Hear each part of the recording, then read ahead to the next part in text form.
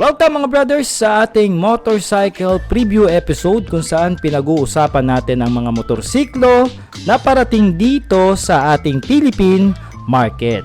So mga brothers, eto na nga ang maraming nag-aabang sa inyo, etong Rusi Flame 150X. Alam naman natin mga brothers na kung gaano bumenta at kung gaano nag-dominate sa market ang bago nilang Hyper Underbone, yan nga ang Flash 150X. At totoo nga ang ating mga haka-haka at mga pinag-iisip na susunod naman nilang i-upgrade ang makina itong si Plane 150. Natatawagin nila mga brothers ngayon na Plane 150X. At alam natin ang makina na ilalagay dito katulad sa Flash 150X na gawa ng Longsin from China. At ito patent ito mga brothers is a Honda K56 engine. Yan po yung nakalagay sa Winner X150 at dyan sa CBR 150 nila. So alam natin yung makina nito talaga naman din may lakas at may dulo. No, sa mga wala pang idea, ang specs ng makina nito mga brothers is 149.6cc. Single cylinder tapos twin cam na siya.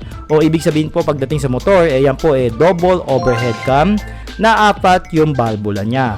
Alright, so meron siyang dulo na 16.8 horsepower at 9,500 RPM. Aba, medyo high revs na pala tong makina nito At kaya nyo marangkada mga brothers ng 14.5 Newton meter of torque. Pagdating naman sa bore and stroke, okay din ito, 57.3 by 58 mm. At pagdating naman sa kanyang compression ratio mga brother, mataas-taas na rin ang compression ratio nito na umaabot ng 11.3:1. Kaya naman naka liquid cooling na to mga brothers, kasi kung wala siyang liquid cooling paniguradong mag-overheat po ang kanyang makina. Okay, so ang design ng makina ito mga brothers square type na, no? Yung ulo niya napakagandang tignan. Talaga pag tinanggal mo yung fairings ng Plane 150 talaga makikita mo na isang pangkarera yung motorsiklo. No, at ito mga brothers, meron itong 6-speed manual transmission. Ayan, so sa mga magrereklamo diyan na bakit hindi ginawang 6-speed, ayan na po, 6-speed na po siya. Standard na clutch po 'yan mga brother. Okay? So ito, pag tinignan natin yung motorsiklo, wala namang binago rito ang Rusi Motorcycles, no, pagdating sa kanyang body design. Ang una lang natin mapapansin dito mga brother yung kanyang kulay at decal works na ginawa rito ng Rusi, na madidistinguish mo talaga na ito yung bagong version ng Flame, no? So alam natin ang Flame merong carb version, no? And then nagkaroon niya ng FI version.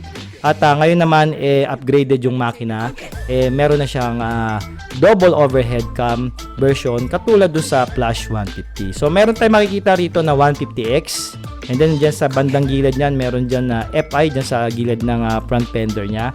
And then dito sa rear na LED meron na lang siyang plain. No, gustong-gusto ko yung kulay nitong black. No, talagang kakaiba yung ginawang kulay nila rito. And also dito naman sa parang cyan na kulay, okay din.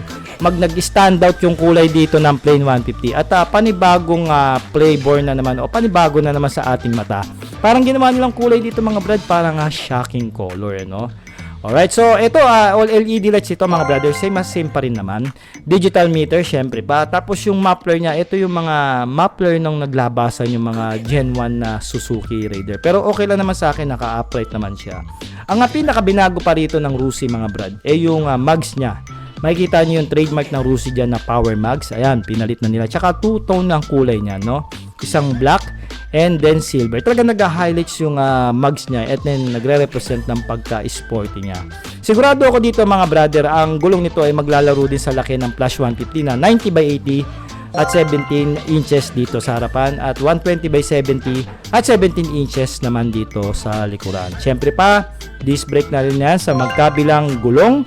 At nagamit ito ng 2-pot piston caliper dito sa harapan at single piston pot caliper naman dito sa likuran. Malaki na rin yung niya, yung disc rotor sa unahan, so mas maganda mamreno, mas powerful ito. At pagdating sa suspension mga brother, ito ay naka-centered monoshock dito sa likod at naka-conventional telescopic port naman dito sa harap. Alam nyo mga brad, para sa akin mas magaang itong si Plane 150 kukumpara natin kay Flash 150. Kaya naman talagang kunduluhan lang, mas lalamang itong motorsiklo na ito. At saka yung riding position niya, mas sub-sub ito Kung talagang isa ka sa mga may hilig mag-drag race o nagsisetup o in ka sa mga mabilis na takbuhan, palagay ko mas magandang gamitin itong si Plane 150 kumpara kay Flash 150X. At sana magkaroon tayo ng comparison review niya, no? Itong dalawang motor na ito at mapag head to head natin sila para magkaalaman ng kung sino ba.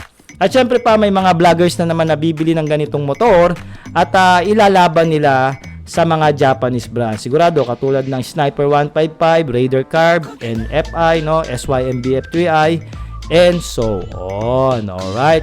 So mga brothers, meron na naman tayong aabangan na motorsiklo ng Rusi Motorcycle Philippines. At palagay ko sa presyo hindi ito maglalayo kay Flash 150 na 75,000 pesos lang, no? Can you imagine, di ba? Siguro baka maglaro lang ito ng 70 to 80,000 pesos. Ngunit ganun pa man talagang napakasulit nito sa kanyang price point kasi yung specs na ginawa dito ng Rusi pagdating sa makina talagang busog sa lusog ang inyong bulsa. Alright. No, so ito, marami maghihintay na naman ito kung kailan ilalabas. Marami na naman magtatanong sa atin. Sigurado mga brad, baka ilabas nila ito by first quarter ng taon 2025. No, sigurado mabilis na yan mga January o February yan hanggang March.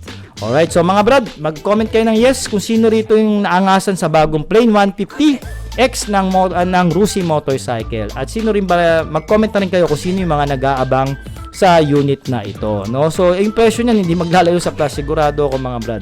At kung alam niyo yung presyohan ng Plus sigurado handa niyo na rin yung budget niyo. At may mga time pa kayo mag-ipon, no? Para bumili ng panibagong Hyper Underbone ng Rusi. Ito nga yung Plane 150X. Alright mga brother. So mga brad, paano? Ito na muna ang ating update dito sa motorsiklong ito. At hintayin nyo po ang ating walk around review. And also, kung matitest ride natin, meron tayong mahihiram sa mga brothers on the wheel natin, mas maigi para malaman talaga natin ang full performance at syempre kung solid ba ang potensyal ng motorsiklong ito. So mga brothers, hanggang dito na muna. I'm Art of Short Moto at mag-ingat po kayo sa inyong pagmamaneho. Happy New Year and Merry Christmas. Alright!